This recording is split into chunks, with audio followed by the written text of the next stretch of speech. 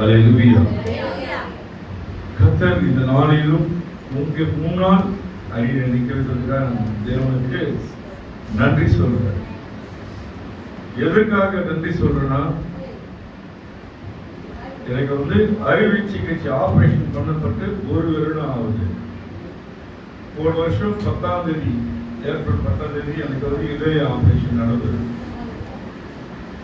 அது எனக்கு எப்போ நினைவு, நான் வேலையை முடிச்சுட்டு வெள்ளிக்கிழமை நைட்டு ஆட்டோவில் போறப்போ நினைவுபடுத்துறாரு. இன்னையோட உனக்கு 1 ஆண்டுக்கு கூட்டி கொடுத்தார் தேவன். எனக்கு ஒரு காரியம் நினைவுக்கு வருது. இந்த ஊழியத்துக்கு என்னையும் துணையாளர் பிரதிஷ்டை பண்றப்போ பாஸ்டர் பேர்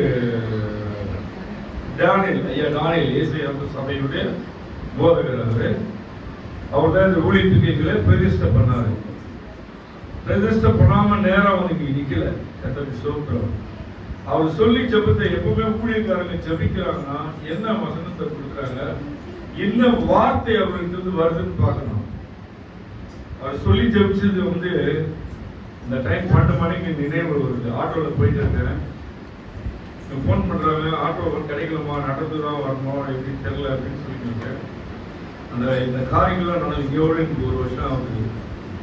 அந்த ஊழியக்காரர் சொன்ன அந்த ஆட்டோவில் டிராவல் பண்ணணும் ஞாபகம் வருது. இந்த ஊழியம் செய்யறப்போ நீங்க சந்தோஷமா இருக்குன்னு சொல்லல, அவமானம் வரும், வேதி வரும், பாடுகள் வரும், கண்ணீர் வரும். இப்படி சொல்லி ஒரு ஊழியக்காரர் ஜெபிச்சா அவங்களுக்கு எப்படி இருக்கும்?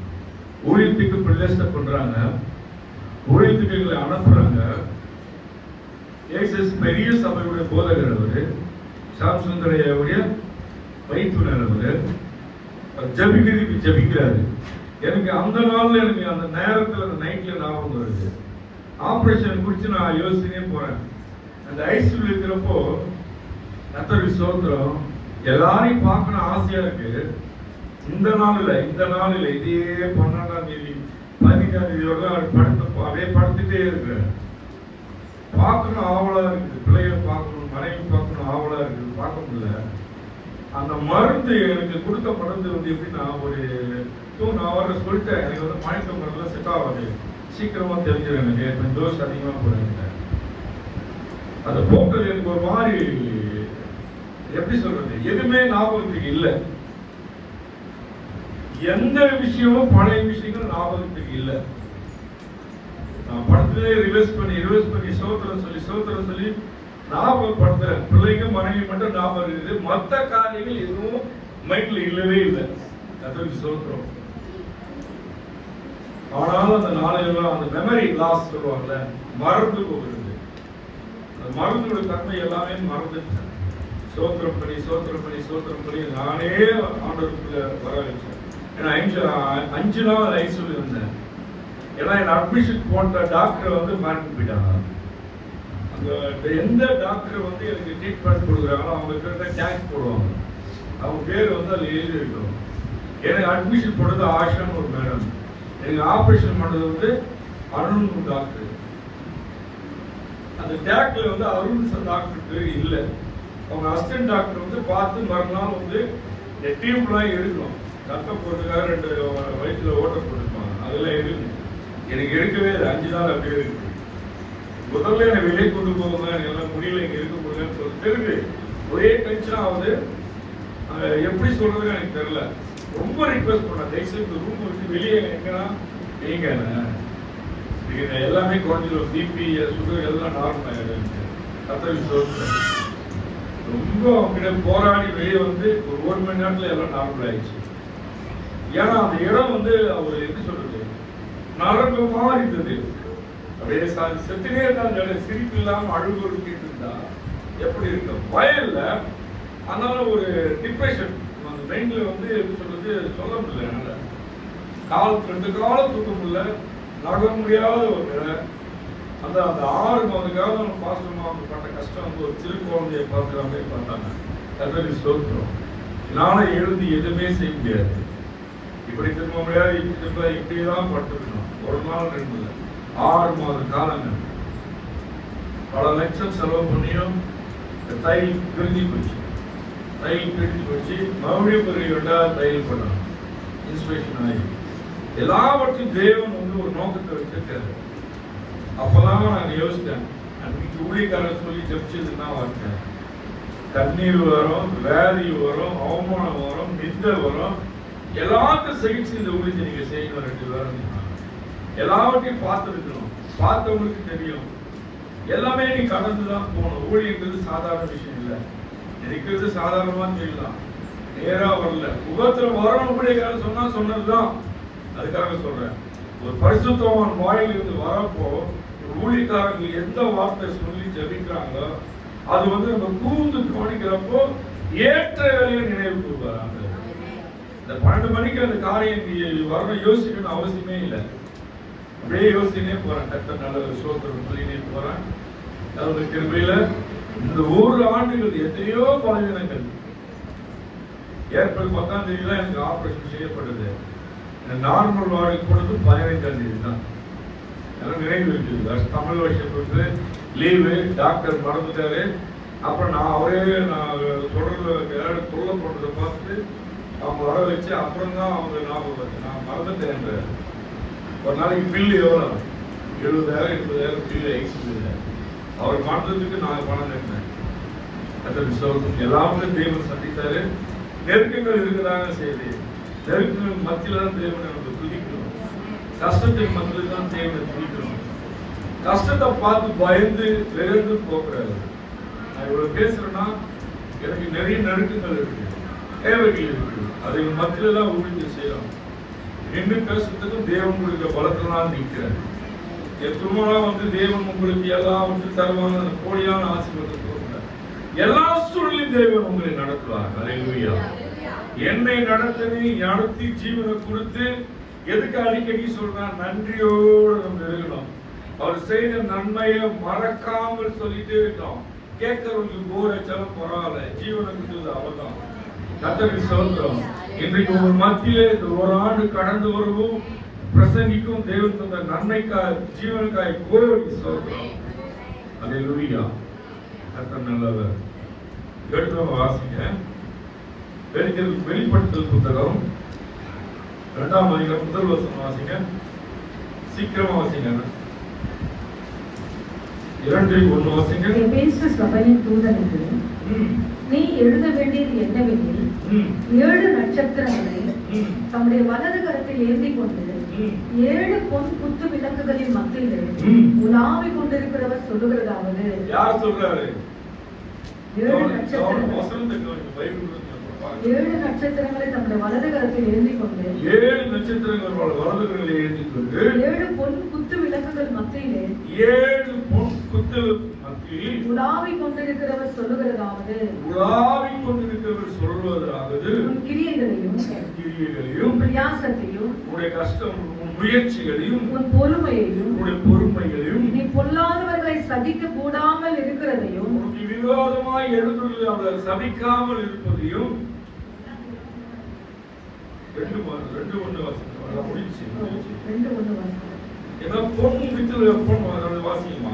7 பொன் குத்து விளக்குகள் மத்தியிலே 7 பொன் விளக்கு குத்து விளக்கு மத்தியில் உலாவிக் கொண்டிருக்கிறவர் சொல்லுகிறதாவது. யாரு?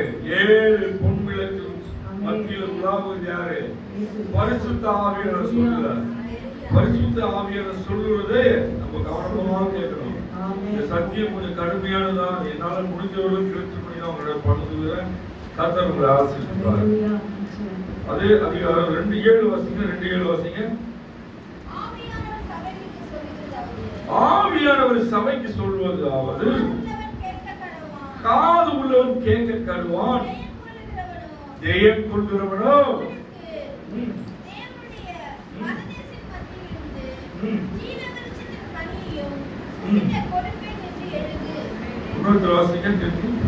ஆவியானவர் ஆவியானவர் சபைகளுக்கு சொல்லுகிறதை சபைக்கு சொல்லுவதை காதுள்ளவன் கேட்க கடவன். காது உள்ளவன் கேட்க கடவன். ஜெயம் கொள்ளுகிறவன் எவனோ, ஜெயம் பிரச்சனை போராட்டம் வேலையை எவன் ஜெயம் கொள்கிறானோ அவனுக்கு தேவனுடைய பரதேசின் மத்தியில் இருக்கிற ஜீவ விருட்சத்தின் கனியை புசிக்க கொடுப்பேன் என்று எழுது.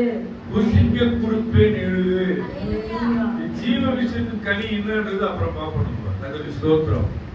அப்படியே பார்ப்போம், கவனமா கேளுங்க, அப்பதான் உங்களுக்கு விளங்கும். கர்த்தருக்கு ஸ்தோத்திரம். ஜீவ விருட்சத்தின் கனி யாருன்றது அதுவே யாருன்றது விளங்கும். கர்த்தருக்கு ஸ்தோத்திரம். அதே அதிகாரம் 2:13 வாசிங்க.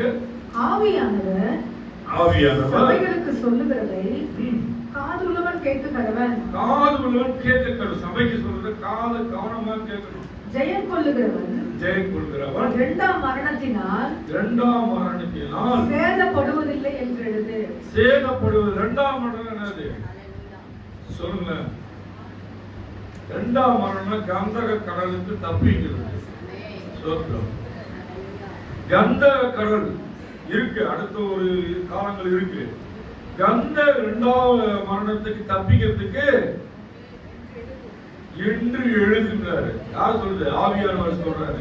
சொல்லுகிறவன் இரண்டாம் மரணத்தினால் சேதப்படுவதில்லை. சேதப்பட மாட்டேன்.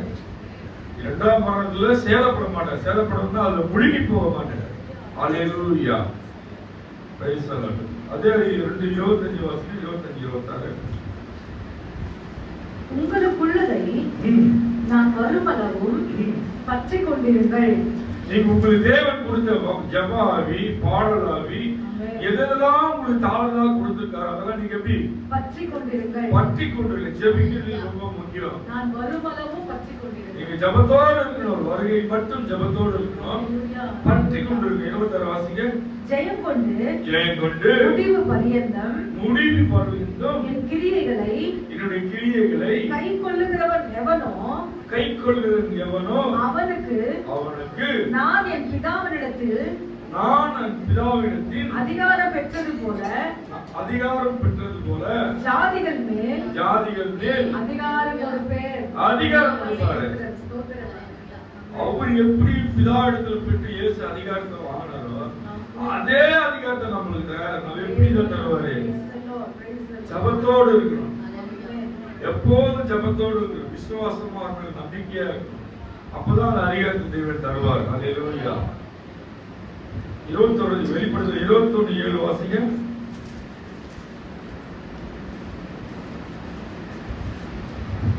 ஜெயம் கொள்ளுகிறவன் எல்லாவற்றையும் சுதந்திரித்துக் கொள்ளுவான்.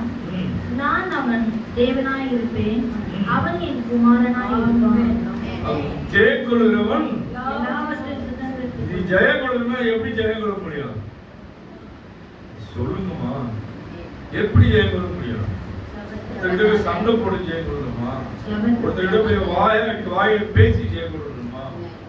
ஜபம் பண்ணி ஜெயம் கொள்ளுகிறவன் வாசிங்க. ஜெயம் கொள்ளுகிறவன் எல்லாவற்றையும் சுதந்திரித்துக் கொள்ளுவான். எல்லாவற்றையும் சொந்தமாக்கிக் கொள்வான். நான் அவன் தேவனாய் இருப்பேன்,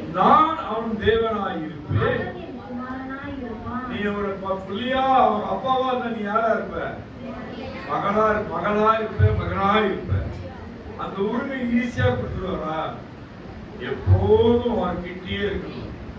எப்போதும் அவரோடு கூட நம்ம இருக்கணும். நம்மோடு கூட அவர் இருக்கணும். அப்பதான் அந்த உரிமை நம்மளுக்கு சுதந்திரித்துக் கொள்ள முடியும். தேவை நேரத்துல மாத்திரம் கேட்கவில்லை, எல்லா நிலையிலும் பசி, பஞ்சம், கண்ணீர், துக்கம், வியாதி, தனிமை, புலம்பல், அவமானம், நிந்தை எல்லாவற்றையும் சகிச்சு ஒரு மகனா நம்ம நிக்கிறப்போ அவர் நம்மளுக்காக முன்னோடியா இந்த பூமியில வாழ்ந்து நிந்தைப்பட்டார், அவமானப்பட்டார், துக்கப்பட்டார், அழுதார், பசியோடு இருந்தார், தாகத்தோடு இருந்தார், எல்லா நிலையும் கடந்து வந்தார். முன்னோடியா நம்மளுக்கு நிழலாட்ட ஒரு காமிட்டு போயிருக்கார். நம்மளும் அப்படியே நடக்கிறவங்களுக்கு இந்த மகிமை நமக்கு கிடைக்கும். அல்லேலூயா, அல்லேலூயா. எப்படி கேட்கணும்னு பார்த்தோம். அதே வெளிப்படுத்தல் 3ஆம் அதிகாரம் 1 வசனம், 2 வசனம், 3 வசனம். சத்தை சபையின் தூதனுக்கு நீ எழுத வேண்டியது என்னவெனில், தேவனுடைய 7 ஆவிகளையும் 7 நட்சத்திரங்களையும் உடையவர் சொல்லுகிறதாவது, உன் கிரியைகளை அறிந்திருக்கிறேன்.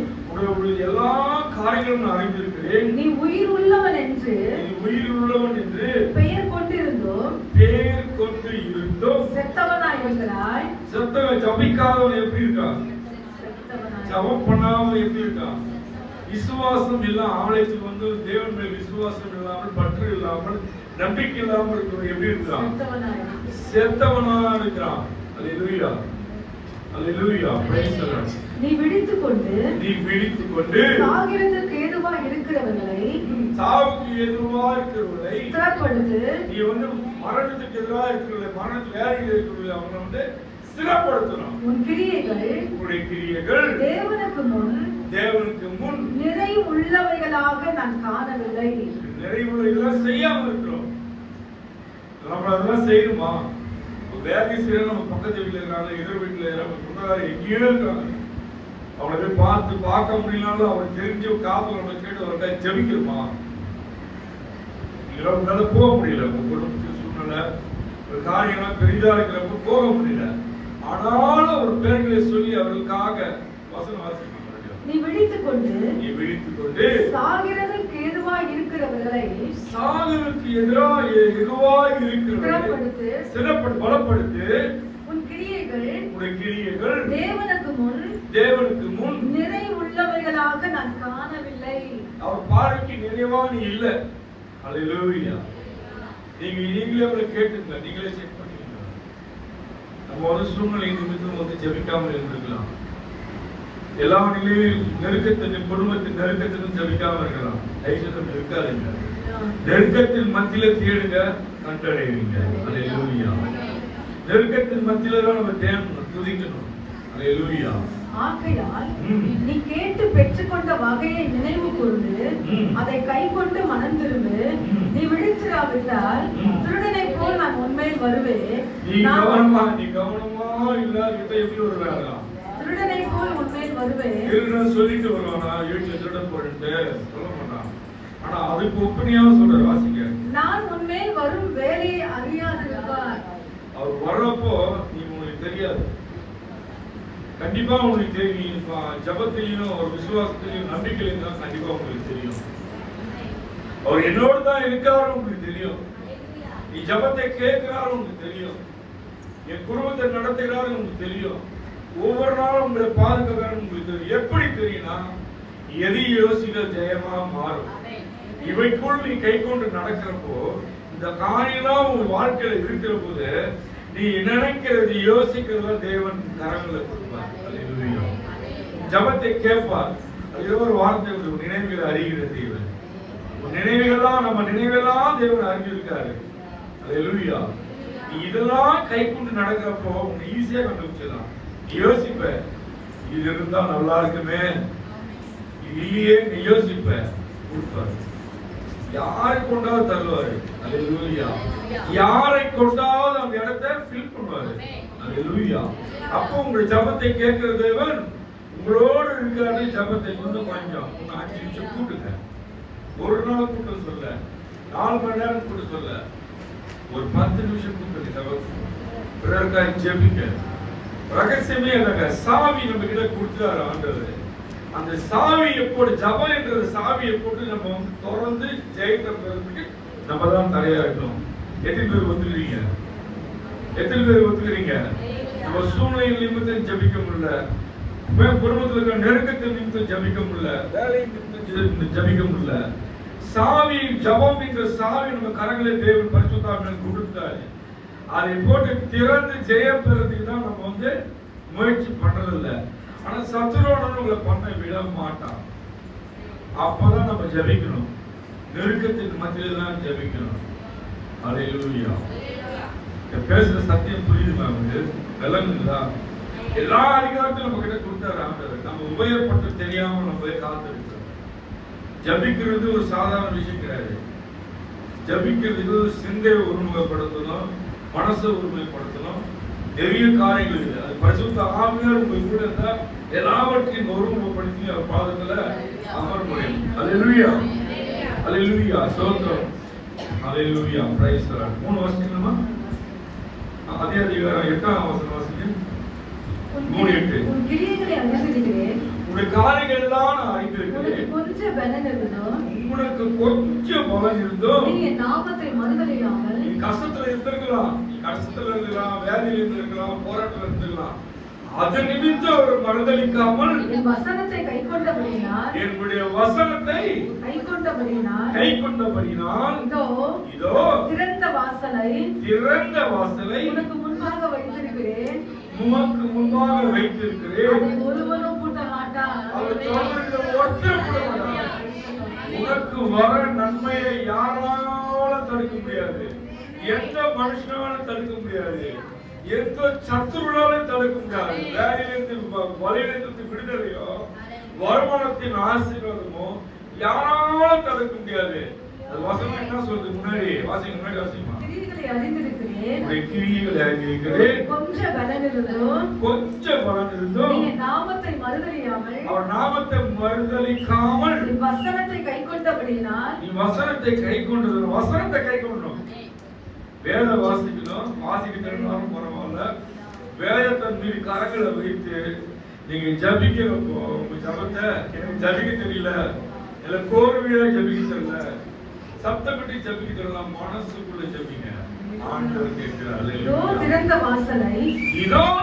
வாசலை உனக்கு முன்பாக வைத்திருக்கிறேன், உனக்கு முன்பாக அதை வைத்திருக்கிறேன். ஒருவனும் பூட்ட மாட்டான். ஒருவேளை போட முடியாதுங்க. ஹல்லேலூயா. அப்ப சாவி யார்கிட்ட இருக்கு? சொல்லுங்களேன். ஜபம் என்ற சாவி உங்ககிட்ட தான் இருக்கு.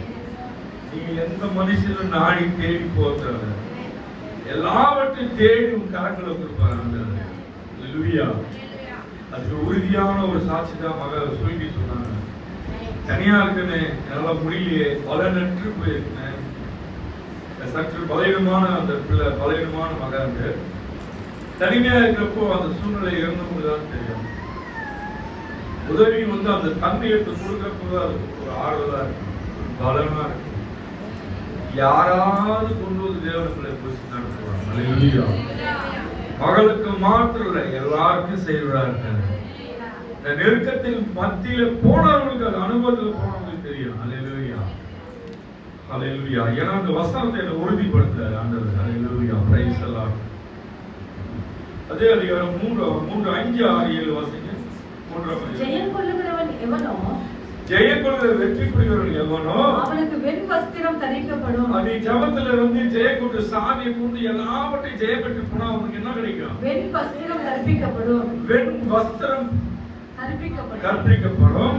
ஜீவ புஸ்தகத்திலிருந்து அவருடைய நாமத்தை நான் கிறுக்கி போடாமல், உடைய நாமம் பேரை கிறுக்கி போடாமல், என் பிதா முன்பாகவும் அவருடைய தூதர் முன்பாகவும் அவன் நாமத்தை அறிக்கையிடுவேன்.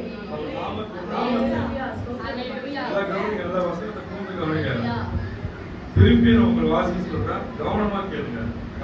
ஜெயம் கொள்ளுகிறவன் எவனோ, எல்லாவற்றையும் இந்த பூமியில் இருக்க எல்லாவற்றையும் ஜெயம் கொள்வது, அதாவது எல்லா நெருக்கத்தில் இருந்தும் ஜெயம் பெற்று ஜபத்துல நிக்கிற நீ, அவனுக்கு வெண் வஸ்திரம் கற்பிக்கப்படும். வெண் வஸ்திரம் கற்பிக்கப்படும். ஜீவ புஸ்தகத்தில் உண்டுங்க.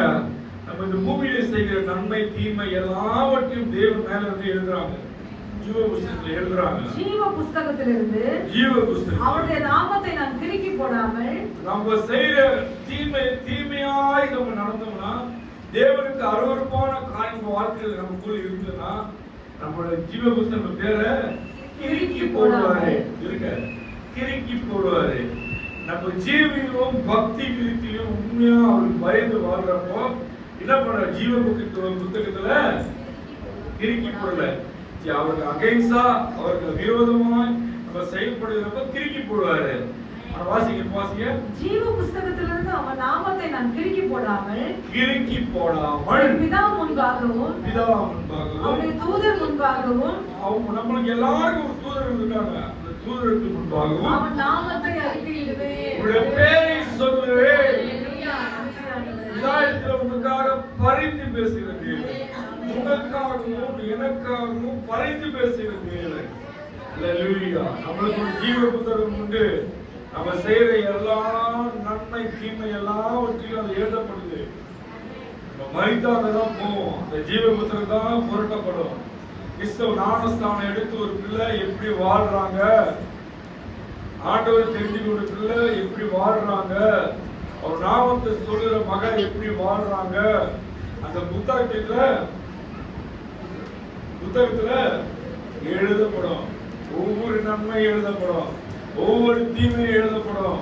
நீ நினைக்கலாம் இன்னைக்கு அந்த சகோதரி சொன்ன காரியம் எனக்கு துக்கமா இருந்தது. நான் எப்போதும் கேட்பேன், உனக்கு காசு வேணும்னா எனக்கு சொல்லுமா, அனுப்பிச்சுடுமான்னு. என்னால முடிஞ்சதை நான் செஞ்சு எடுத்து வரேன். நான் கேட்க சொல்லுவேன் வீட்டில் விட்டு. ஏன்னா ஆட்டோ தொழில் எப்படி இருக்குன்னு தெரியாது, கத்தருக்கு சொல்றோம் எப்படி இருக்குன்னு தெரியாது. ஒரு நாள் இருக்கும், ஒரு நாள் இருக்காது, ஒரு நாள் அதிகமா இருக்கும், ஒரு நாள் இருக்காது. நீ கேளுங்க. ஆனா அன்னைக்கு நான் கேட்க சொன்னேன், பர்டிகுலர் நானே கேட்க சொன்னேன். ஆனா ஆவியாளர் நம்ம நடத்துறாரு இப்போ கன்ஃபார்ம் ஆயிடுச்சு. உங்ககிட்ட இல்லதுன்றது எனக்கு எப்படி தெரியும்? அவர் காசு எவ்வளோ உடனே அனுப்பிச்சு ஜிபேல அனுப்பிச்சு விட்டுருமா அப்படின்னு நான் சொல்லிட்டு வேலைக்கு பண்ண சொல்லிட்டேன். அவங்க இவ்வளவு நெருக்கத்தில் இருக்கிறான்னு ஆவியாளருக்கு தெரியும். ஆனாலும் அவங்க வாடான்னு இல்லைன்னா நான் பார்த்துக்கிறேன்னு. தயவுசெய்து சொல்றேன், அந்த உணவு சாப்பிட்றவங்க அசந்தம் நினைக்காதீங்க. ஆலைக்கு கொடுக்குற ஒரு டீயா இருக்கட்டும், தண்ணியா இருக்கட்டும், இன்னொன்னா இருக்குதுங்க. நாங்கள் கஞ்சி தான் சாப்பிட்டோம். நாங்கள் இருந்த சபையில வேலை செஞ்சாலும் கஞ்சி. எனக்கு சாப்பாடு கொடுக்குறாங்க, சோத்திரம் நல்லா சாப்பாடு கொடுக்குறாங்க. ஒரு நாளைக்கு 6 பேர் 7 பேர் சபையில சாப்பிட்றாங்க. அன்னைக்கு கஞ்சி வெக்கமே படாத வாங்கி சாப்பிட்டுருவோம். எதுக்கு தேவன் வீட்டில் கொடுக்கறது எல்லாமே நம்மளுக்கு உகந்ததெல்லாம் கஞ்சி சாப்பிட்டவங்களுக்கு தெரியும். சிலர் இருக்கிறாங்க இங்க, நீங்க சாப்பிடுறீங்களா? கஞ்சி வாங்கி சாப்பிடுறீங்களாங்க? எப்படி இருக்கும்? அமிர்தமா இருக்கும். பெரிய கஞ்சி அந்த நேரத்தை கொடுப்பாங்க சர்ச்சில். அதை நேரம் போய் லைன்ல நின்று தான் வாங்கணும். அல்லேலூயா. அந்த உணவு நான் அந்த டைம் ரொம்ப இதுவாக நினைச்சோம். ஆலயத்தில் கொடுக்குற உணவை நீ சாதாரணமா நினைச்சுக்காதீங்க. அது யார் கொடுத்தாலும், எந்த சகோதரி கொடுத்தாலும், சகோதரன் கொடுத்தாலும், டீ கொடுத்தாலும், தண்ணி கொடுத்தாலும் அவங்க வேறு ரத்னம் இருக்கிறது. அல்லேலூயா. அது அலட்சியமா நம்ம நினைக்கப்படுது. அது அலட்சியமா தேவன் நம்ம அலட்சியமா இருக்கிறோம். அல்லேலூயா. அதனால ஆலயத்துக்கு கொடுக்குறவங்க எல்லா காலம் எங்களால முடிஞ்சது ஏழுதே செய்யும். எத்தனை பேருக்கு அந்த டிஃபன் திருப்தியானது எனக்கு தெரியல. என் மனசாட்சி இல்லை, திருப்தி இல்லை. ஆனாலும் வேற வழி இல்லை. என்னுடைய நெருக்கம் அப்படி இருக்கு. ஏன்னா 2 நாள் மீட்டிங்கு உங்களுக்கே தெரியும். 2 நாள் உணவு, 3ஆவது நாள் உணவு கரத்தில் இருந்தாதான் நம்ம என்னால செய்யணும். அப்படியே போன அங்க ரெடியாக லேட் ஆகும்ட்டாங்க. சீக்கிரமா கொடுக்கணுமேன்றதால ஏதோ ஒன்று வாங்கி சொல்றோம். எல்லாவற்றையும் தேவன் பார்க்கிறார். படைப்பிடத்தில் இருந்து நம்ம பொய்யான காரியங்கள் பேசுற தேவனுக்கு அருவருப்பான காரியங்கள் பேசுற. ஆனா எனக்கு நிறைவு இல்லை. எனக்கு கர்த்தர் அறிவுலாம் நான் வீட்டில் சொன்னேன், எனக்கு மனசே சரியில்லை அப்படின்னு. ஏன்னா இப்படி கொடுத்து எனக்கு விருப்பம் இல்லை. நல்லா கொடுக்கணும், முயற்சி பண்ணாலும் அது நமக்கு சாத்தியமா ஆகும் சொல்றோம். அப்போ ஒரு சித்தம் இல்லை. அவங்க ஒரு வார்த்தை சொல்ற, அவங்க சொன்னதான் நடந்தது. நான் இல்லை நான் அப்படி மீறி நான் போனேன். அங்க ரெடி இல்லைன்ட்டாங்க. லேட் ஆகுங்க, அவ்வளவுதான் கிடையாதுங்க. 30 பார்சல் இல்லைன்ட்டாங்க. எதுக்காக சொல்றேன்னா, நம்ம செய்யறது தியாகமா செய்யணும். நம்மளால முடிஞ்சது சும்மா அனுப்பக்கூடாது, ஏதோ ஒன்று செய்யணும். அது போல ஆலயத்தில் யாரும் அலட்சியமா நினைக்கிறோம். சோத்திரம். ஆனா பேசணும்னு வரல, நடுவில் வந்துச்சு. கத்தருக்கு சோத்திரம். வாசிக்குமா 6 வாசிக்கலாம். ஆவியானவர் சபைகளுக்கு சொல்லுகிறதை காதுள்ளவன் கேட்க கடவன். ஆவியானவர் சபைக்கு சொல்லுகிறதை காதுள்ளவன் கேட்க கடவன். காது எடுத்து கேளுங்க. காது கொண்டு வந்தீங்கன்னா, வெளிப்படுத்திலிருந்து வசனம் வருதுன்னா, அந்த காது உள்ளவங்க கேட்கப்படுபவன். பிலதெல்பிய சபையின் தூதனுக்கு நீ எழுத வேண்டியது என்னவெனில், பரிசுத்தம் உள்ளவரும் சத்தியம் உள்ளவரும் தாவீதின் திறவுகோலை உடையவரும் ஒருவரும் பூட்டக்கூடாதபடி திறக்கிறவரும் ஒருவரும் திறக்கக்கூடாதபடி பூட்டுகிறவருமாய் இருக்கிறவர் சொல்லுகிறதாவது, ஒருவரும் பூட்டை திறக்க முடியாது. அவருக்கு நன்மை நம்மளுக்கு செஞ்சுட்டு அது கொடுத்துட்டு அதை எடுக்கிறது யாராலையும் எடுக்க முடியாது. கர்த்தர் ஒரு நன்மை நம்மளுக்கு கொடுத்தா யாராலையும் எடுக்க முடியாது. அவர் கொடுத்தா மேன்மையாக தான் தருவாரு, பெஸ்டா தான் தருவாரு. அதுக்கு நம்ம பாத்திரமா இருக்கணும், அவனோட பிள்ளையா நம்ம இருக்கணும். ஒரே ஒரு காரியம் தான், ஜபஜீவியும் அவர் வசனத்தை நம்ம தானிக்கணும், கர்த்தருக்கு ஸ்தோத்திரம், அவரை நேசிக்கணும். சாவி நம்ம கிட்ட கொடுத்தார், கர்த்தருக்கு ஸ்தோத்திரம். அதே அதிகாரம் 10-11 வாசிங்க. என் பொறுமையை குறித்து சொல்லிய வசனத்தை நீ காத்து கொண்டபடினால், நீ அவர் சொன்ன பொறுமையை குறித்து இவெல்லாம் நீ கை கொண்டு நடக்கிறப்போ இந்த பொறுமை வேணும். வசனத்தை கை கொண்டு நடக்கிறது பொறுமை வேணும். வாசிங்க. வசனத்தை கை கொண்டபடி காத்து கொண்டபடினால், வசனத்தை நீ காத்து கொண்டபடினால் பூமியில் குடியிருக்கிறவர்களை சோதிக்கும்படியாக கொஞ்ச காலத்தின் மேலெங்கும் வரப்போகிற சோதனை காலத்திற்கு, பூமியில வரப்போற சோதனை காலத்துக்கு தப்பும்படி நானும் உன்னை காப்பேன், நானே உன்னை காப்பேன். இதோ சீக்கிரமாய் வருகிறேன், ஒருவரும் உன் கிரீடத்தை எடுத்துக் கொள்ளாதபடிக்கு. ஒரு கிரீடம் இருக்குங்க. ஒரு ஆலயத்துல ஒரு விசுவாசியா ஒரு பிள்ளை இருக்குன்னா தேவன் ஒரு கிரீடம் தராரு. அது உங்களுக்கு தெரியாது, நான் எங்க மாட்டீங்கன்னு கேட்காதீங்க. வசனம் பொய்யா பேசாது, எவ்வளவு வார்த்தை பொய்யா இருக்காது. வாசிங்க, மறுபடியும் வாசிங்க. இதோ சீக்கிரமாய் வருகிறேன், ஒருவனும் உன் கிரீடத்தை எடுத்துக் கொள்ளாதபடிக்கு. உனக்குள்ளதை பற்றிக் கொண்டிரு. உனக்குள்ளதை தேவன் எதெல்லாம் பக்தி கொடுத்திருக்காரா, பாடல் வரம் கொடுத்திருக்காரா, பேருக்காய் ஜெபிக்கிற வரம் கொடுத்திருக்காரா, எல்லாவற்றையும் எப்படி இருக்கணும், பற்றி கொண்டு காத்து கொண்டிருக்கணும். அது இன்னும் விருத்தியாக்கணும், பக்தி விருத்தியாகணும், ஜெபிக்கிறது விருத்தியாகணும். எல்லா காயிலும் நம்ம தேவன் கொடுத்தத எல்லாம் அவர் கொடுத்ததுதான். முன்னாடி நம்ம எல்லாரும் ஜபிக்க தெரியுமா, வசனத்தை விசுவாசிக்க தெரியுமா, சொல்லுங்களேன். ஆரம்பத்தை தெரியுமா, அவர் உள்ள வந்துட்டா நம்ம விசுவாசிப்ப நம்புவோம். அவர் இல்லைன்னா, அவருக்கு இடையிலன்னா நம்ப மாட்டோம். எது நம்மளுக்கு ஒரு பூமியில வியாதி பெருசா இருக்கும், பிரச்சனை பெருசா இருக்கும், அத மாதிரியே சார்ந்திருக்கீங்க. எல்லாவற்றையும் தேவன் மாற்றுவார்கள் தூக்கி போட்டு போயிட்டே இருப்பீங்க.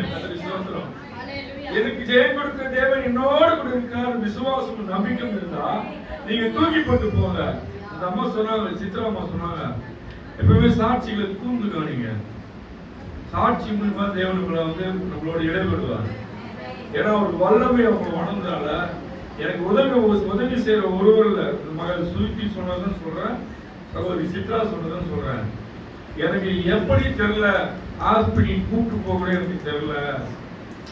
வீட்டுக்கார அழுகுறப்போ அந்த உடல் இப்படி பதிக்கும், துடிக்கும். ஏன்னா தன்னுடைய ஸ்டைல் அது. அப்போ அது கண்ணீர் விட்டு அழுகுறப்போ ஒரு ஆம்பளை கண்ணீர் விட்டால்தான் எந்த மனையால தாங்க முடியும். அவ்வளவு நெருக்கிட்டு அவங்க தேவனை மறக்கல. அல்லேலூயா. அவ்வளவு நேரத்தில் சுருக்க தேவனை துதிக்க மறக்கல. ரகசியம் இல்லாம நம்ம பிரச்சனையை பார்த்து பயந்து தேவனை மறந்தால் பிரச்சனை நம்மளை அப்படியே அமைக்கினே இருக்கணும்.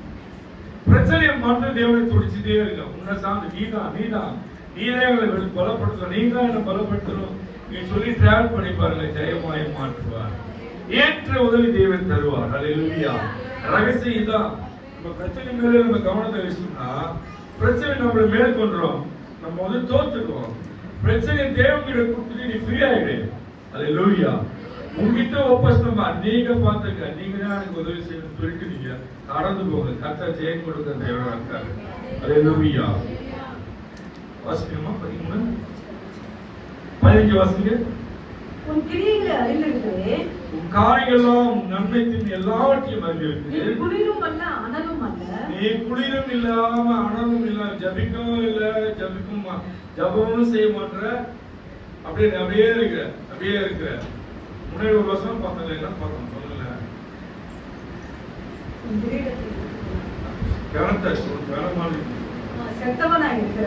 செத்தவனை போல இருக்கக்கூடாது. இப்ப என்ன சொல்றாருன்னா, உங்களுடைய கிரியை நீ என்னென்ன பண்ற எல்லாத்தையும் நான் அறிஞ்சிருக்கேன். குளிரும் அல்ல அனலும் அல்ல. குளிரும் இல்ல அனலும், ஆவியானவர் உனக்குள்ள இருந்தா அனலா இருப்பேன். நீ குளிரையாவது அனலையாவது இருந்தால் நலமா இருக்கும். ஏதாவது ஒண்ணு இரு, உன் தேவனை சார்ந்து உலகத்தை சார்ந்து. இப்படி நீ குளிரும் என்று அனலும் என்று இப்படி இங்கே இல்லாத அது ஒரு பழமொழி சொல்லுவாங்க. என்ன சொல்லுவாங்க? கரெக்டா சொன்னாங்க. நீ குளிருமின்றி அனலுமின்றி நீ ஆத்துல ஒரு கால் சேத்துல ஒரு கால் வச்சினா வெதுவெதுப்பா இருக்கிறபடியால் உன்னை என் வாயில் என்று வாந்தி பண்ணி போடுவேன். அப்ப நம்மள எங்க வச்சிருக்காரு அவரு? பக்தி ரீதியா இருக்கிறப்ப நம்மள எங்க வச்சிருக்காரு? அவருக்குள்ள வச்சிருக்காரு. நம்மளுடைய ஜீவியம் சரியில்லைன்னா என்ன பண்றாரு? கொடுக்கிறாரு, வாய்ப்பு கொடுக்கிறாரு. வேதத்தின் மூலியமா நம்மளுக்கு, பைபிள் மூலியமா, வசனத்தின் மூலியமா நம்மளுக்கு நல்ல ஆலோசனை கொடுக்கிறாரு. அது ஏற்றுக்கொள்ளாத போது என்ன பண்றாரு? அப்ப நம்ம ஒவ்வொரு நம்புறவங்க, ஜபிக்கிறவங்க, துதிக்கிறவங்க, அவரே சார்ந்து இருக்கிறவங்க, பாடுறவங்க அவர் எங்க வச்சிருக்காரு? அவருக்குள்ள வச்சிருக்காரு. நம்ம அவருக்குள்ள இருக்கணும், அவர் நமக்குள்ள இருக்கணும். அப்பதான் எவன் கேட்கப்படுறது. நான் சொல்றது இப்ப உங்களுக்கு ஒரு காரியம், இந்த சக்தி என்ன சொல்லிவிடுது? உங்களை வெளியே வாயில வச்சிடல, உள்ள வச்சிருக்காரு. நாமமா இருக்க யாரும் உங்களை மேற்கொள்ள முடியாது. நம்மளுக்கு எப்படி இருக்குது? ஒரு பாதுகாப்புக்குள்ள இருக்கணும், அரணுக்குள்ள இருக்கணும், அதே ஒரு கோட்டைக்குள்ள இருக்கணும். இயேசு என்ற அந்த கோட்டைக்குள்ள நம்ம இருக்கிறோம். அவர் அனுமதி இல்லாம, அவர் வெளியே தள்ளாம நம்மளால வெளியே வர முடியாது. எதுவும் நம்மளை சேதப்படுத்தாது. பயம் மட்டும்தான் காட்ட முடியும். அல்லேலூயா. பயமுறுத்துறவன் பயன்படுத்துவான். சத்துரு வேலையை கொடுத்து பயன்படுத்துவான். அதுக்கு பயப்படாம நான் பாதுகாப்பா இருக்கேன், ஜம்முன்னு இருக்கேன்னு நீ சொல்லணும், விசுவாசமா நம்பணும். அல்லேலூயா, அல்லேலூயா. ஞாபகம் வச்சுங்க, நீங்க எங்க இருக்கிறீங்கன்னு ஞாபகம் வச்சுங்க. நான் எங்க வீட்டுல இருக்குன்னு சொல்றாதீங்க யாருக்கிட்டயா. நான் இயேசு அப்பா உள்ள இருக்கிறேன். எனக்கு எந்த சேதம் வராமல் தேவன் பாதுகாத்துவார். வந்தாலும் அவர் பலப்படுத்துவார். இல்லாத எந்த நிலையிலும் எங்களை போஷித்து வழி நடத்துவார். நான் அவருக்குள்ளே இருக்கு, விசுவாசமா சொல்ல பழகுகிறேன். கர்த்தர் ஆசீர்வதிப்பார். அல்லேலூயா. Praise the Lord. 16 வசனமா? 18 வசனங்க. அதே அதிகாரம். நான் நீ ஐஸ்வர்யம் ஆகும்படிக்கு நெருப்பிலே புறமிடப்பட்ட பொன்னையும், நீ வாசிங்க, நிறுத்தி வாசிங்க. நான் நீ ஐஸ்வர்யம் ஆகும்படிக்கு, நீ ஒரு பணக்காரனாய் ஆகும்படிக்கு நெருப்பிலே புறமிடப்பட்ட பொன்னையும், நெருப்பில புறமிட்ட பொன்னையும், உன் நிர்வாணமாகிய அவலட்சணம் தோன்றாதபடிக்கு, நீ நிர்வாண அவலட்சணமா தோன்றாதபடிக்கு நீ உடுத்திக் கொள்வதற்கு, நீ நிர்வாணமா இல்லாத விரும்புகிறவர் தேவர். கவனிங்க. சபையிலனா நிர்வாணம் தான். சபையிலனா நிர்வாணத்துக்கு ஒப்பான வார்த்தை தான். சபையில எப்படி இருக்க? வாசிங்க. நீ உடுத்திக் கொள்வதற்கு, நீ உடுத்திக் கொள்வதற்கு பெண் வஸ்திரங்களையும் என்னிடத்துல வாங்கிக் கொள்ளவும், நீ நிர்வாணம் இல்லைன்றாரு. எனக்கு பிரியமானவங்க நீ என்கிட்ட என்ன பண்ணுவ? பெண் வஸ்திரங்களை வாங்கிக் கொள்ள. பெண் வஸ்திரம், அதுக்குள்ள நிறைய சப்ஜெக்ட் இருக்கு. உள்ள போனா நிர்வாணியா இருக்கிறது எதுவுமே இல்லாம இருக்கிறது சொல்லலாம். அவமானப்பட்டு நிக்கிறேன்னு சொல்லலாம், துக்கப்பட்டு நிக்கிறேன்னு சொல்லலாம். ஆனா ஆண்டவர் உங்களுக்குள்ள இருக்காருன்னா, நீ அவருக்குள்ள இருக்கீங்கன்னா, ஆனா உங்களுக்கு என்ன தராரு? வெண் வஸ்திரம் தராரு. அதுக்குதான் முன்ன சொல்றோம், திருமணத்துல ஆலயத்துக்கு வரப்ப வெண் வஸ்திரம் போடுவாங்க. வெண் வஸ்திரம் இது எத்தனை பேருக்கு கேட்டான்? ரெண்டு காரியம் கூட கேட்க போறேன். 7 என்ற வார்த்தையை கேட்டோம் நம்ம. ஒரு நிமிஷம் வாசம். 7 என்ற வார்த்தையை எத்தனை கேட்டோம்? சொல்லுங்க. அதிகாரம்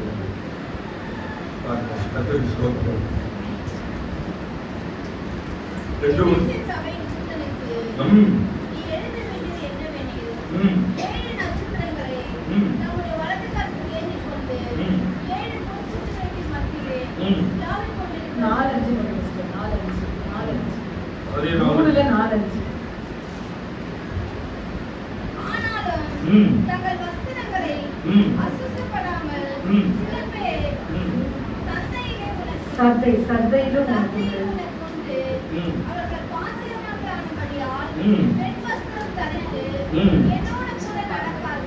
வெண் வஸ்திரம் தரிச்சு அவர் கூட யார் கூட நடப்பீங்க?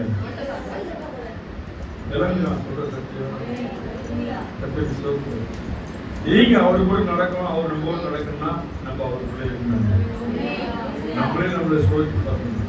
எல்லாருக்கும் பிரச்சனை தாங்க, எல்லாருக்கும் வேலைக்கு யாரும் பிரச்சனை இல்லாத கூப்பிட்டு இல்லை. உங்களுக்குலாம் ஒரு பிரச்சனை, எங்களுக்கு ஒரு பிரச்சனை இருக்கு, எங்களுக்கு ஒரு பிரச்சனை இருக்கு, எங்களுக்கு ஒரு பாரம் இருக்கு. புரியுங்களா?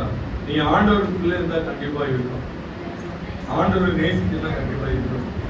எதுவுமே இல்லைன்னா நீ ஆண்டவருக்குள்ள இல்லை. ஒண்ணுமே இல்லைன்னா நீ நல்லா இருக்கிற, எனக்கு ஒரு குறையில்னு யாரும் சொல்ல முடியாது, நானும் சொல்ல முடியாது. எங்களுக்கு ஏராளமான தேவைகள் இருக்கு, அவர்கள் மத்தியில தான் நாங்கள் டிராவல் பண்றோம். எத்தனையும் சொல்ல முடியாது. அல்லேலூயா. ஏன்னா மாதந்தோறும் எனக்கு மெடிசனுக்கு 7,000 ரூபாய். அல்லேலூயா. மற்ற காரியங்கள்லாம் எப்படி எனக்கு தெரியல. மெடிசனுக்கே 7,000 ரூபாய் ஆகுது. போக்குவர சிக்காக போக்குறேன், 1 வருஷம் ஆயிடுச்சு. இந்த கூட்டங்கள்லாம் ஒழுங்கு முடிச்சு அப்புறம் ஃப்ரீயா போறான்னு. எதுக்காக சொல்றேன்னா, தேவன் நடத்துவாரு விசுவாசத்தை. அது எல்லாம் டெஸ்ட் எடுக்குது, நாங்கள் போய் செக் பண்றதுன்னா எவ்வளவு ஆகும் உங்களுக்கு? அதை கம்மியாலாம் ஆகாது. ஜெயலலிதா இந்த ஆசை நம்ம போனோம், அப்பாயின்மெண்ட் வாங்கிட்டு போனோம், கர்த்தர் நடத்துவார். எதுக்கு சொல்றேன்? எங்களுக்கு ஒரு நெருக்கம் இருக்கு, ஆனால் தேவைகள் இருக்கு, சரீரத்தில் குறைவு இருக்கு. பேசுறேன் பேசுறேன், ஒரு தையல் 7 பேரெல்லாம் டைட்டாக தான் இருக்கு, அதனால மூச்சு பேசுறதா இருக்கு. ஏன்னா தேவன் கொடுத்த வேலை இது. கலைப்போடு செய்யக்கூடாது. கலைச்சு போய் வருகிற உங்களுக்கு நான் கலைப்போடு செஞ்சா உங்களுக்கு கலைப்பு எப்படி போகுது? அல்லேலூயா. என்னுடைய விசுவாசத்தை நான் சொல்ற போது உங்களுக்கு விசுவாசம் நம்பிக்கை வரணும். என்னை நடத்த தேவன் உண்மையை நடத்துவார். அல்லேலூயா. அல்லேலூயா. வாசிமா மறுபடியும் எங்க விட்டோம்? 18 வருஷம் வாசிங்களா? 19 வாசிங்க. நான் நேசிக்கிறவர்கள் எவர்களோ அவர்களை கடிந்து கொண்டு சிக்ஷிக்கிறேன். உங்களை நேசிக்கிறார்னா கண்டிப்பா இருக்குல்ல, ஒரு தகப்பனோட பிள்ளையை கண்டிக்கிறது போல கண்டிப்பாரு. கண்டிப்பாரு. நான் இந்த சப்ஜெக்ட்ல சுருக்கி சுருக்கி சுருக்கி உங்களுக்கு பேசுறேன். இது ரொம்ப ஆழமான ஒரு சப்ஜெக்ட் இருக்குது. நிறைய இருக்குது, கொஞ்சமா சுருக்கி விளங்குற மாதிரி பேசுறேன். கர்த்தருக்கு ஸ்தோத்திரம். அதுக்குள்ள போனா நீங்க ரொம்ப யோசிக்க ஆரம்பிச்சிருக்கீங்க. கர்த்தருக்கு ஸ்தோத்திரம். நான் நேசிக்கிறவர்கள் எவர்களோ அவர்களை கடிந்து கொண்டு சிக்ஷிக்கிறேன். ஆகையால் நீ ஜாக்கிரதையா இருந்து மனம் திறந்து. ஜாக்கிரதையா இருக்கணும். ஒவ்வொரு அடியும் நடையில் ஜாக்கிரதையா இருக்கணும். கண் பார்வையில் ஜாக்கிரதையா இருக்கணும். நம்ம பேச்சில ஜாக்கிரதையா இருக்கணும். நம்ம உடையில ஜாக்கிரதையா இருக்கணும். நம்ம பக்தி ரீதியில ஜாக்கிரதையா இருக்கணும். நம்ம குடும்பத்தின் மத்தியில ஜாக்கிரதையா இருக்கணும். உங்களை பார்த்துதான் பிள்ளைகள் வளர்றாங்க. அல்லேலூயா. ஜாக்கிரதையான நிறைய காரியங்கள் சொல்லிட்டே போலாம். எதெல்லாம் உங்ககிட்ட இருக்கு அதெல்லாம் ஆண்டவரே இந்த பரிமளத்தை எடுத்து போட்டு நேர்த்தியா நீங்க நடத்துங்க. உங்க ஜீவ புத்தகத்துல என்னுடைய பேரை திணிக்கிடாதீங்க ஆண்டவரே. அதை காத்துக்கொள்ள எனக்கு பலம் தார ஆண்டவரே. என் மேல் இரக்கமா இருங்க ஆண்டவரே. என் மேல் இணக்கமா இருங்க, இணக்கமா இருங்க. அதற்கு ஸ்தோத்திரம். வாசிமா. இதோ வாசற்படியில் நின்று தட்டுகிறேன். இதோ வாசற்படியில் தட்டுகிறேன். ஒருவன் என் சத்தத்தை கேட்டு கதவை திறந்தால் அவனிடத்தில் நான் பிரவேசித்து. நீ திறந்தாதான் அவர் வருவாரு. நீ அனுமதி கொடுத்தாதான் உங்களுக்குள்ள வருவாரு. அவனோடு போஜனம் பண்ணுவேன். உன்னோடு என்ன பண்ணுவாரா? போஜனம் பண்ணுவேன். போஜனம் பண்ணுவாரு. அவனும் என்னோட போஜனம் பண்ணுவான். நம்ம பாக்கல ஏசாப்பாவோட உட்கார்ந்து நம்ம சாப்பிடுற பாக்கியத்தை விட தான் இந்த வானத்தையும் பூமியும் சகலத்தையும் படைத்தவரு, எல்லா ஜீவராசியும் படைத்தவரு, எல்லாத்துக்கும் எஜமானது அவர்தான். ஒரே குமாரன் பூமிக்கு எஜமானதா அனுப்பினவர், எல்லா மனிதர்களுக்கு மனு கொடுத்து காப்பாற்றவர், எல்லாம் ஒரு சின்ன எறும்புல இருந்து ஏனைய போஷிக்கிற தேவன். அவரோடு நம்ம இருந்து உட்காந்து சாப்பிடுறது எவ்வளவு விரும்புறது. கல்யாணம் இருந்தாரு எப்படி கொஞ்சம் யோசிச்சு பாருங்களேன். ஆண்டவரோடு கூட நம்ம சாப்பிடுறோமா? ரொம்ப நல்லாதான் இருக்கு. ஆனா ஒரு போட்டோவெல்லாம் எடுத்து நம்ம காபீஸ் பண்ணா வச்சுக்கலாம். ஆனா உண்மையா நடக்குங்க. நீங்களும் நானும் பருவத்துக்கு போறப்போ நீங்களும் நானும் எல்லோரும் நம்ம போறப்போ நம்ம அவரோடு கூட உட்கார்ந்து ஹல்லேலூயா ஹல்லேலூயா நான் ஜெயம் கொண்டு பிதாவுடைய சிங்காசனத்திலே அவரோடு உட்கார்ந்தது போல ஜெயம் கொள்ளுகிறவன் எவனோ அவனும் என்னுடைய சிங்காசனத்தில் என்னோடு கூட உட்காரும்படி அருள் செய்வேன். எவ்வளவு பெரிய தேவன் எவ்வளவு அன்பா இருக்காரு. பிதா இடத்துல கொண்டு போய் ஜீவபுத்தத்தை தொடர்ந்து காமிச்சு செய்ததெல்லாம் காமிச்சு உனக்காக பரிந்து பேசி இந்த பூமியில் இருக்கிறவர்களும் பரிந்து பேசினாரு. அங்கேயும் பரிந்து பேசி அவருடைய சிங்காசனத்திலே என்னுடைய சிங்காசனத்தில் என்னோடு கூட உட்காரும்படி அருள் செய்வேன். என்னோட கூட எங்க உட்காருங்க? மடியில உட்காருங்க. ஹல்லேலூயா. எத்தனை பிள்ளைகள் மடியில உட்கார ஆசையா இருக்கு? மடியில உட்கார ஆசையா இருக்கா? வாங்கியாருங்க மடியில் நாங்க உட்காரணும்பா. இந்த உலகத்தின் பாடுவோம் ஒன்றும் விளையாடுற அப்போ ஒரே நோக்கம், ஒரு மடியில் நாங்க உட்காரணும். தகப்பன் மடியில் நாங்க சாயணும், மார்பில சாயணும். ஹல்லேலூயா. Price the Lord. 20 வருஷமா 21 வருஷங்க 22 வருஷம். ஆவியானவர் சபைகளுக்கு சொல்லுகிறதை காதுள்ளவன் கேட்க கடவன் என்று எழுது என்றார். காதுள்ளவன் கேட்கப்படவே என்று சொன்னார். சொல்லுங்க கொஞ்சம் வாசிங்க.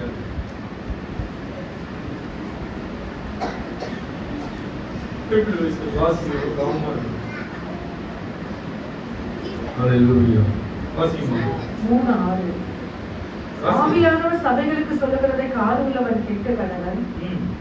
3:13 ஆவியானவர் சபைகளுக்கு சொல்லுகிறதை காதுள்ளவன் கேட்க கடவன். 3:22 ஆவியானவர் சபைகளுக்கு சொல்லுகிறதை காதுள்ளவன் கேட்க கடவன் என்று எழுது என்றார்.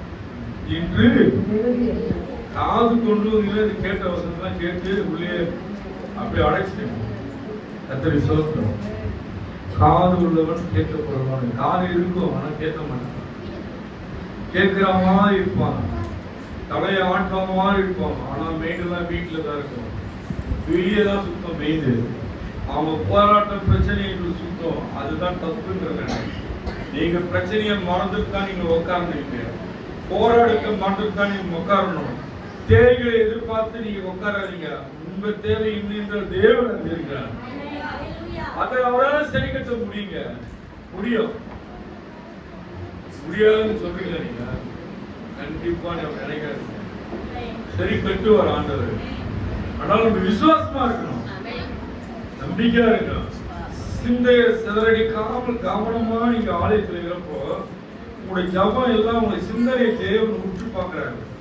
என் மகன் இவ்வளவு பிரச்சனை மத்தியிலும் போராட்டத்தின் மத்தியிலும் அதை முக்கியத்துவம் கொடுக்காத என்னோட வார்த்தைக்கு கீழ்படிஞ்சு என் வார்த்தையை கூர்ந்து கவனிக்கிறாங்க.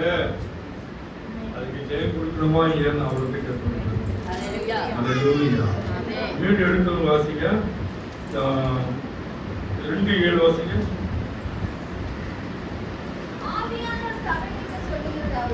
ஆவியானவர் சபைக்கு சொல்லுவதாவது காது உள்ளவன் கேட்க தருவான். ஜெயம் கொள்கிறவனும்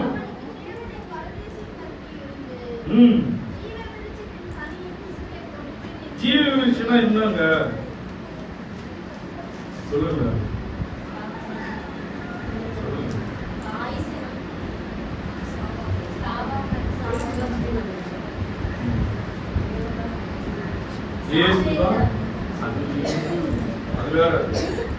இயேசுவே ஜீவ விருட்சம், அவரே நம்மளுக்கு தராது. அவர் வந்துட்டாருன்னா என்ன பண்ணுவோம்? ஆகாம வர வச்சு என்ன பண்ண முடியாது. அவரு வந்துட்டா ஜீவ விருட்சமா இருக்க தேவனாக இயேசு கிறிஸ்து அவரே நம்மளுக்கு வந்துட்டாருன்னா அவரே அந்த ஜீவ விருட்சம் இயேசுவே. அது நமக்குள் வந்துட்டா நம்ம மேன்மையாய் பார்க்கப்படும். இந்த பூமியில போராடலாம் உங்களுக்கு கிடைக்காத மதிப்பு மரியாதை கிடைக்கும். அற்பமாக நினைச்சிருக்கலாம் ஒரு காலத்துல. இன்னைக்கு போறவங்க ஆண்டவருக்குள்ள வந்தாருன்னா அவங்க ஆண்டவருக்குள்ளையா இன்னைக்கு ஆண்டவர் அவங்க இப்படியா மாற்றி வச்சிருக்காங்க. அப்ப கனத்துக்குரிய பாத்திரமா இருக்கணும். அப்ப நம்ம எப்படி கவனமா இருக்கணும்? எல்லா காரியங்களும் தேவனுக்கு பார்வைக்கு உண்மையா இருக்கணும். கர்த்தர் உங்களை ஆசீர்வதிப்பார். ஆமென். அல்லேலூயா. அல்லேலூயா. இது 2 அதிகாரத்தை நீங்க முதல் வாசித்து வீட்டுல